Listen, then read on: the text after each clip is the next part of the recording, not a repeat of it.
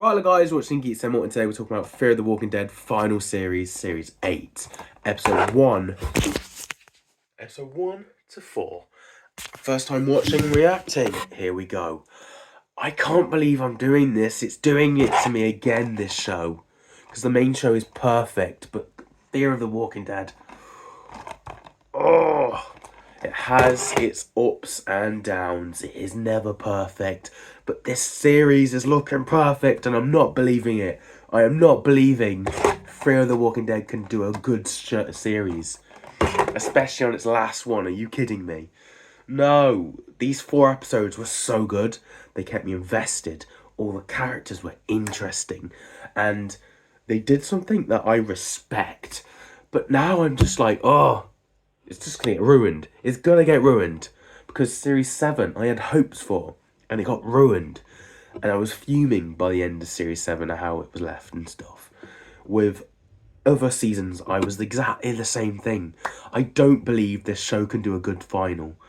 Can't believe it. But if they do, it took 7 seasons to do a perfect one with its final one. Are you kidding me? But no. Honestly, the aspect of obviously Morgan basically and this other woman who we've been following from the beginning.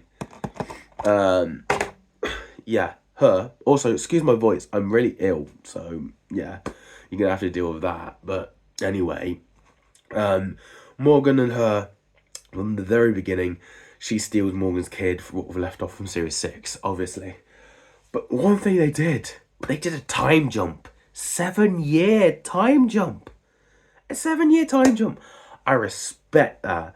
Obviously, the main show's done time jumps before, but the fact that Morgan's daughter just didn't really get rescued, and the 7-year jump shown Morgan and the other one having to pretend and work for Pedro. I forgot what they call it, but this big thing that doesn't look that big when you actually think about it, because she literally breaks Morgan's daughter as soon as she finds out Morgan's daughter's still in Pedro.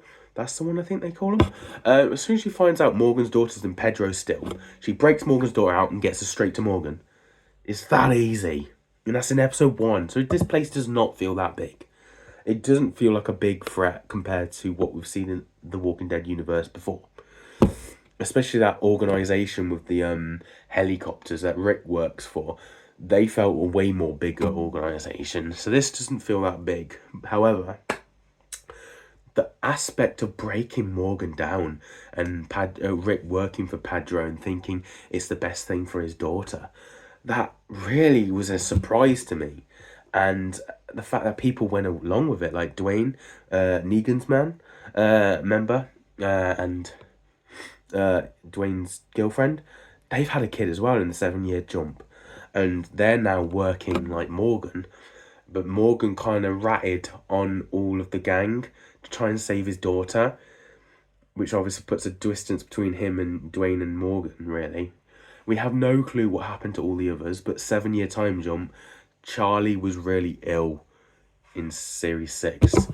And I think there was a reference to her, like her death, I think, made that doctor woman, I think it's June, basically, she had to, because Pedro was torturing her and making her do things, she literally had to experiment on people to find the cure of the bite, the zombie bite, which technically actually solved Droon's son.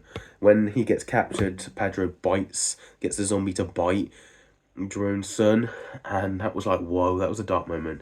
And then June, the doctor, literally helped him, fixed Droon's son, and made a cure for the bite. So that's crazy. We finally have a cure, maybe, but it doesn't work for everyone, I don't think. And I think it's like early days. So that's interesting that it could prevent in some ways the spreading of the virus, I guess, if you get it early on. So that's interesting. We've finally got some sort of cure in the Walking Dead universe. Also, the experiments June has to do with the different zombies, and that father finding his daughter, and then having the father just die by his daughter because he's so upset that his daughter turned into a zombie. And that was dark. And then Pedro's team cut off the father's head to make it bite Dwayne's child. It was such a dark scene, and I loved it. I also liked everything throughout this show. The aspect of the guy who cuts the hair, that salon guy, he has a group of parents all turning an army against Pedro and looking for him. That was cool. And when he recognizes her, that was a cool scene. So they knew each other, so it lent them on board.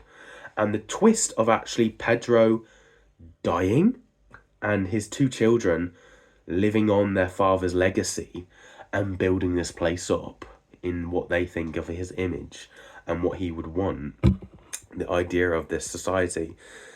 That was interesting as well. That was kind of a cool little twist, and not just a reveal, here's Pedro, an evil old guy.